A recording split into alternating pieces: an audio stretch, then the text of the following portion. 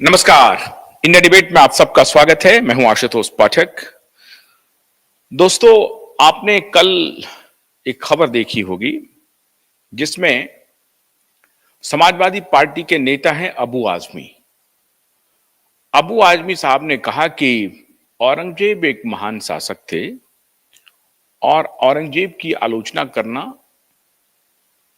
की जा सकती है, आलोचना औरंगजेब की, लेकिन औरंगजेब उनकी निगाह में एक महान शासक थे। औरंगजेब कौन है, औरंगजेब क्या है, ये मुझे बताने की जरूरत नहीं है, आप सबको मालूम है। एक ऐसा क्रूर शासक, एक ऐसा क्रूर शासक जो अपने ही परिवार के साथ क्या क्या किया और खास तौर से हिंदुओं के साथ उनका व्यवहार क्या रहा। अभी एक फिल्म आई है छत्रपति संभाजी महाराज, उनके साथ उन्होंने क्या किया। क्रूरता की वो मिसाल पेश की कि फिल्म देखने वाले कुछ बच्चे जार जार रोने लगे पिक्चर हॉल में, और ये तस्वीर भी सोशल मीडिया पे बहुत वायरल हुई, ये आप सबको मालूम है।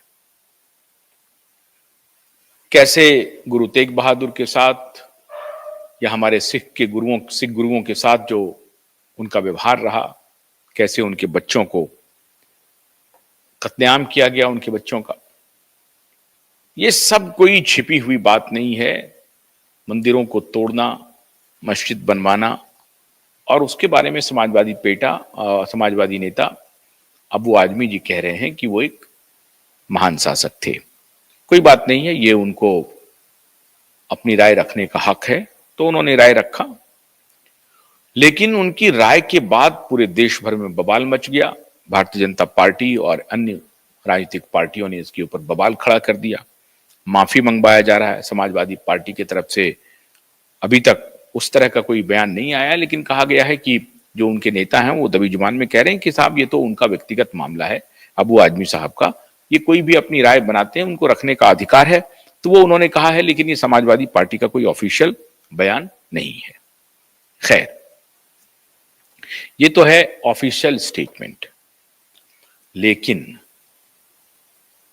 अबू आजमी के इस बयान और औरंगजेब के चेहरे के पीछे एक नकली शेर जो शियार है, वो शियार छुपना चाहता है, रंग बदलना चाहता है, अपनी खाल बदलना चाहता है। अभी कुछ दिन पहले बाप बेटे ने खाल दूसरी पहन ली थी और उसमें पता चल गया कि ये नकली शेर हैं। तो जिनके साथ वो गए थे अघाड़ी वाले, उन्होंने उनकी औकात दिखा दी। सबने दगा किया, क्योंकि इधर वो दगा करके गए थे। तो एक दगाबाज के साथ क्या सलूक होता है, वही सलूक होना शुरू हुआ।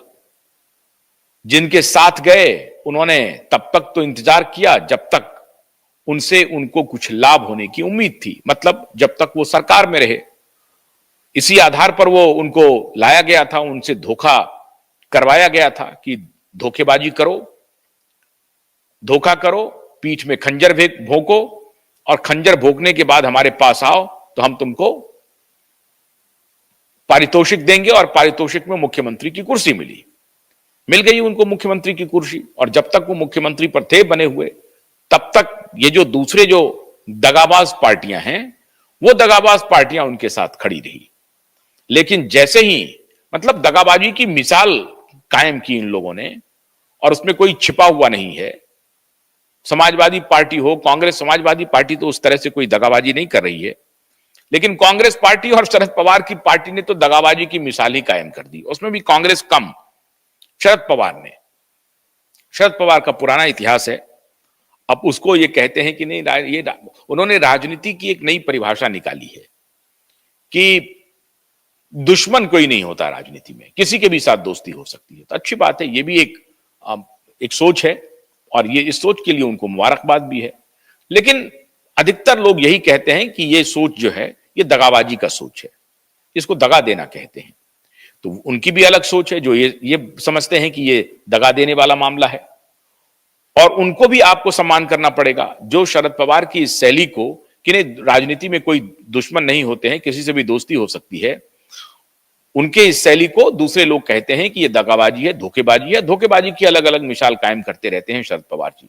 लेकिन शरद पवार और उनके कुनबे के जो लोग हैं वो कहते हैं कि नहीं, राजनीति की उन्होंने अलग तरीके से परिभाषा गढ़ी है, जिसमें राजनीति में कोई दुश्मन नहीं होता है, दोस्त बनकर के ही काम चलाना चाहिए, और ये यही जीवन का उसूल भी है।